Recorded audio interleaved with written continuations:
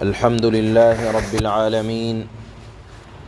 أشهد أن لا إله إلا الله وحده لا شريك له وأشهد أن سيدنا ومولانا محمدًا عبده ورسوله أما بعد فأعوذ بالله من الشيطان الرجيم بسم الله الرحمن الرحيم لقد حق القول على أكثرهم فهم لا يؤمنون إنا جعلنا في أعناقهم أغلالا فهي إلى الأذقان فهم مقمحون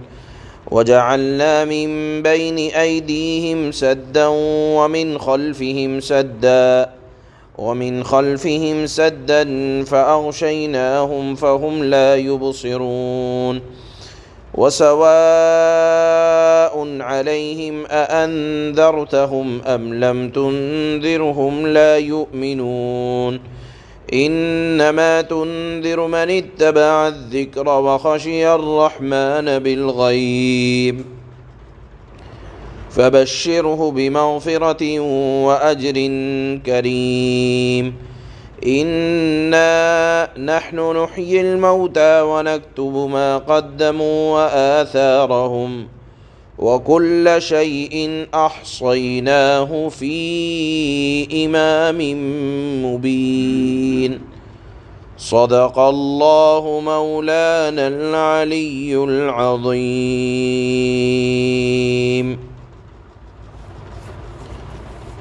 اللہ نے سورہ یاسین کی شروع کی آیات میں آپ صلی اللہ علیہ وسلم کی نبوت کے بارے میں قسم کھا کر ارشاد فرمایا کہ نبی ہم نے آپ کو رسول بنا کر بھیجا ہے، اس بات کی قسم اللہ پاک کھاتے ہیں۔ اور دوسری بات جو سورہ یاسین کے شروع میں بتلائی گئی کہ آپ اس قرآن کے ذریعے سے ان لوگوں کو خبردار کریں جن کے پاس ایک لمبے زمانے تک کوئی پہلے نیا نبی ان کے پاس رسول بن کر نہیں آیا۔ عرب کی قوم جہالت اور غفلت میں پڑی ہوئی تھی، اے نبی آپ ان کو ڈرائیں۔ آپ علیہ الصلاۃ والسلام اپنی محنت کی انتہا کرتے تھے، لیکن باوجود اس کے کچھ لوگ مانتے تھے اور کچھ لوگ نہیں مانتے تھے۔ اس کی وجہ یہ ہے کہ اللہ پاک نے اس دنیا کو ایسا بنایا ہے کہ کچھ تو اللہ کے فرما بردار ہوں گے، کچھ نافرمان ہوں گے۔ اس آج کی آیات میں اللہ پاک ارشاد فرماتے ہیں کہ نبی صلی اللہ علیہ وسلم آپ یہ بات جان لیں کہ آپ کی قوم میں سے کچھ لوگ، کچھ افراد ایسے ہیں جو ضدی ہیں، ہٹ دھرم ہیں، اور جنہوں نے یہ طے کر رکھا ہے کہ آپ کی بات کسی صورت میں نہیں ماننی۔ ایسے سرکش نافرمان لوگوں کے بارے میں اللہ نے یہ فیصلہ کر لیا ہے کہ لوگ عذاب کے مستحق ہوں گے۔ وجہ یہ ہے کہ لوگ ہرگز ایمان لانے والے نہیں ہیں۔ اللہ نے ان کی ایک مثال، دو مثالوں سے نافرمانوں کی ضد اور ہٹ دھرم کے بارے میں بتلایا اور سمجھایا ہے کہ دیکھو نافرمان دلیلوں کے باوجود خدا اور رسول اور قرآن کو اگر نہیں مانتے تو محض ہٹ دھرمی کی وجہ سے، پھر اللہ نے مثال دی کہ ایسے ہٹ دھرم ہیں، ایسا محسوس ہوتا ہے کہ ان کے گلوں میں لوہے کے بڑے بڑے توق ڈال دیے گئے ہیں جس سے ان کا منہ آسمان کی طرف ہے، اور جب زمین میں چلتے ہیں تو ان کو نرم گرم یا گڈھے دکھ نہیں پاتے، جس کی وجہ سے وہ لوگ ان گڑھوں میں جا گرتے ہیں۔ اسی طرح اللہ نے مثال دی، ایسا محسوس ہوتا ہے کہ یہ لوگ ان لوگوں نے اپنے آگے پیچھے دائیں بائیں ضد اور ہٹ دھرمی کی وجہ سے دیواریں کھڑی کر لی ہیں، اور پھر ان کو باہر کی روشنی ان کو کیا فائدہ پہنچائے گی؟ آپ سورج چاہے جتنا روشن ہو، لیکن اگر آپ اپنے آپ کو ایک کمرے کے اندر بند کر لیں جس کمرے میں روشنی آنے کا کوئی سوراخ نہ ہو، اور پھر کہیں کہ مجھے تو روشنی نہیں آ رہی، تو اس میں سورج کی کمی نہیں ہے، سورج تو اپنی روشنی پھیلا رہا ہے۔ کمی یہ ہے کہ آپ نے اپنے آپ کو ایک کمرے میں جس میں تاریکی ہے بند کر لیا ہے اور نکلنے کا نام نہیں لیتے، تو سورج کی روشنی کے اوپر الزام نہیں ہوگا۔ اسی طرح سے اگر ایک دنیا کی مثال سے اس کو سمجھایا جائے کہ ایک آدمی ہے، بیمار ہے،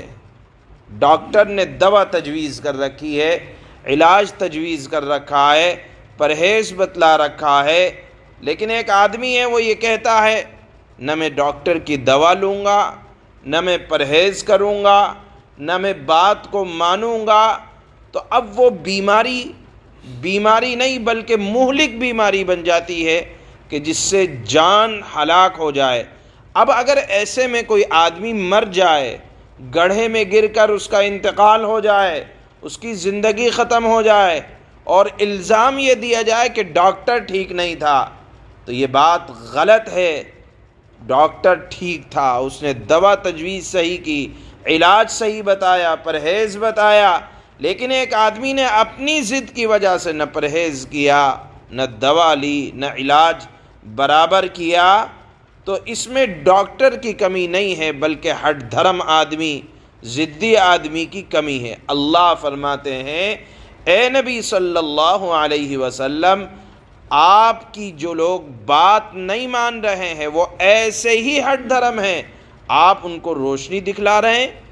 انہوں نے اپنے آپ کو تاریکی کے اندر بند کر لیا ہے۔ یاد رکھو، آپ ان کو ڈرائیں یا نہ ڈرائیں، ان کے لیے اب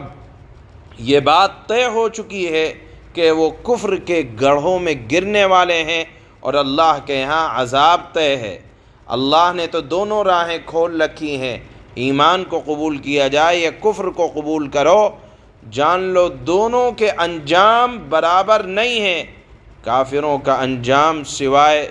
ذلت و گمراہی کے اور کچھ نہیں ہے، اور ایمان والوں کو عزت کے علاوہ اور اللہ کے قرب کے سوا اور کچھ نہ ملے گا، یعنی اللہ کا قرب مل جائے تو سب کچھ مل گیا۔ بہرحال اس کا سب کچھ کچا چٹھا جب یہ آنکھیں بند ہو جائیں گی، اس وقت اللہ کی طرف سے فیصلہ ہوگا کہ کون عزت دار تھے اور کون اپنے آپ کو ذلت کی وادیوں میں بھٹکا رہے تھے۔ اس کا پتہ اندازہ یہ آنکھیں جب بند ہو جائیں گی اس وقت چلے گا۔ اللہ نے فرمایا اِنَّا نَحْنُ نُحْيِي الْمَوْتَى، ہم ہی زندہ کرتے ہیں اور ہم ہی موت دیتے ہیں، اور پھر اس موت کے بعد تم لوگوں کو پتہ چلے گا کہ انجام کار اللہ کے ہاں عزت کس کے لیے ہے۔ ایک بات اللہ نے فرمائی وَنَكْتُبُ مَا قَدَّمُوا وَآثَارَهُمْ، کہ ہم ان باتوں کو بھی لکھتے ہیں جو لوگ آگے بھیج رہے ہیں، اور ان باتوں کو بھی لکھتے ہیں جو پیچھے چھوڑ رہے ہیں۔ معلوم یہ ہوا کہ اعمال کا سلسلہ انسان کی موت کے بعد بھی ملتا رہتا ہے۔ اسی طرح گناہوں کا وبال آدمی کو اس کے چلے جانے کے بعد بھی ملتا رہتا ہے۔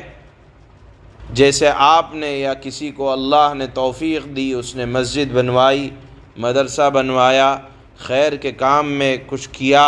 کوئی علم کی کتاب لکھی، بچوں کو علم دین سکھلایا، اب وہ چلا بھی جائے، اللہ اس کے اعمال کے اندر جب تک نیکی کرنے والے اس کی نسبت پہ نیکی کرتے رہیں گے، اللہ پاک اس کو ان اعمال کا ثواب قبر کے اندر بھی پہنچاتے رہیں گے۔ اسی طرح اگر کسی نے کوئی سینما گھر بنوا دیا،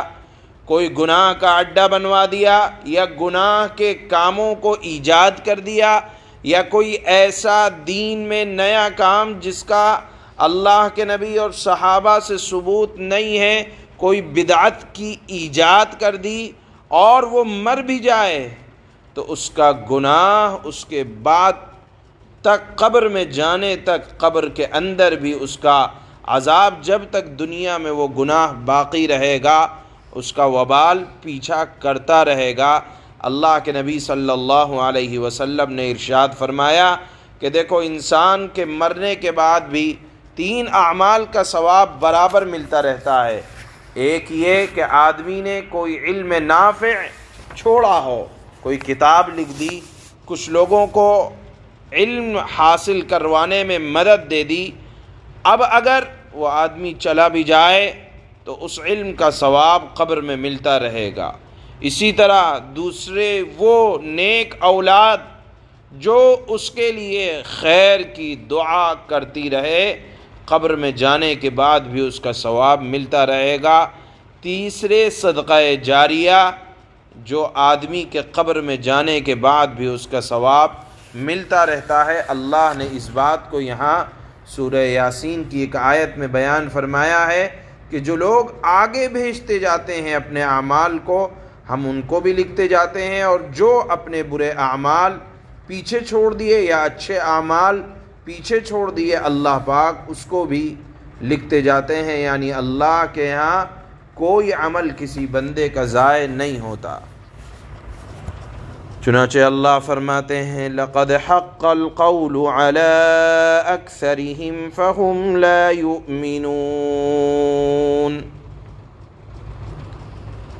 حقیقت یہ ہے، یعنی اے نبی آپ جب لوگوں کو قرآن کی تعلیم دیں گے، حدیث پڑھائیں گے، دین سمجھائیں گے، تو اس میں کیا ہوگا کہ کچھ لوگ تو ایمان لائیں گے اور کچھ لوگ ایمان نہیں لائیں گے۔ اللہ فرماتے ہیں حقیقت یہ ہے کہ ان میں سے اکثر لوگوں کے بارے میں بات پوری ہو چکی ہے، یعنی کچھ لوگوں کے بارے میں یہ طے ہو گیا ہے کہ ان کی ضد اور ہٹ دھرمی کی وجہ سے وہ ایمان نہیں لائیں گے، یعنی مجبور نہیں ہیں بلکہ اپنی ضد کی وجہ سے وہ لوگ ایمان نہیں لائیں گے۔ اللہ فرماتے ہیں اِنَّا جَعَلْنَا فِي أَعْنَاقِهِمْ أَغْلَالًا فَهِيَ إِلَى الْأَذْقَانِ فَهُمْ مُقْمَحُونَ۔ ہم نے ان کے گلوں میں طوق ڈال رکھے ہیں جو ٹھوڑیوں تک پہنچے ہوئے ہیں، اور اس وجہ سے ان کے سر اوپر کو اٹھے رہ گئے ہیں۔ وَجَعَلْنَا مِن بَيْنِ أَيْدِيهِمْ سَدًّا وَمِنْ خَلْفِهِمْ سَدًّا فَأَغْشَيْنَاهُمْ فَهُمْ لَا يُبْصِرُونَ۔ اللہ فرماتے ہیں کہ دیکھو ہم نے ایک آڑ ان کے آگے کھڑی کر دی ہے، یعنی حق واضح ہو گیا لیکن ان کی ضد کی وجہ سے ایک آڑ ان کے سامنے کھڑی کر دی اور ایک آڑ ان کے پیچھے کھڑی کر دی، اور اس طرح انہیں ہر طرف سے ڈھانک لیا ہے، جس کے نتیجے میں ان نافرمانوں کو کچھ سجھائی نہیں دیتا۔ یعنی کرنے والی ذات ان کی اللہ کی طرف سے یہ فیصلہ اس لیے ہو گیا کہ یہ لوگ ضد اور ہٹ دھرمی کی وجہ سے آگے بڑھتے جا رہے ہیں۔ اللہ فرماتے ہیں وَسَوَاءٌ عَلَيْهِمْ أَأَنذَرْتَهُمْ أَمْ لَمْ تُنذِرْهُمْ لَا يُؤْمِنُونَ۔ اور ان نافرمانوں کے لیے دونوں باتیں برابر ہیں، آپ انہیں خبردار کریں یا نہ کریں، وہ ایمان نہ لائیں گے اپنی ہٹ دھرمی اور ضد کی وجہ سے۔ اللہ نے دونوں راستے کھلے رکھے، لیکن ضد اور ہٹ دھرمی کی وجہ سے وہ لوگ ایمان لانے والے نہیں ہیں۔ یہ تمام تسلی کے الفاظ ہیں جو اللہ نے رسول اللہ کو دی ہے۔ آگے فرماتے ہیں اللہ انما تنذر من اتبع الذکر وخشی الرحمن بالغیب فبشرہ بمغفرۃ واجر کریم۔ آپ تو صرف ایسے شخص کو خبردار کر سکتے ہیں جو نصیحت پر چلے اور خدائے رحمان کو دیکھے بغیر اس سے ڈرے، چنانچہ ایسے شخص کو تم مغفرت اور باعزت اجر کی خوشخبری سنا دو۔ إنا نحن نحيي الموتى ونكتب ما قدموا وآثارهم وكل شيء أحصيناه في إمام مبين۔ یقیناً ہم ہی مردوں کو زندہ کریں گے، اور جو کچھ مردہ لوگوں نے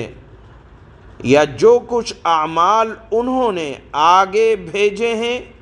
ہم ان کو بھی لکھتے جاتے ہیں، چاہے وہ اعمال خیر کے لائن سے ہوں یا شر کے لائن سے ہوں، اللہ سب کو لکھتے جاتے ہیں، اور ان کے کاموں کو اور ان کاموں کو بھی اللہ لکھتے جاتے ہیں جو اثرات انہوں نے اپنے پیچھے چھوڑے ہیں۔ اور ہم نے ایک واضح کتاب میں ہر چیز کا پورا احاطہ کر رکھا ہے، یعنی اللہ کے ہاں سب کچھ لوح محفوظ میں لکھا ہوا ہے۔ سبحان اللہ و بحمدہ، سبحانک اللہ۔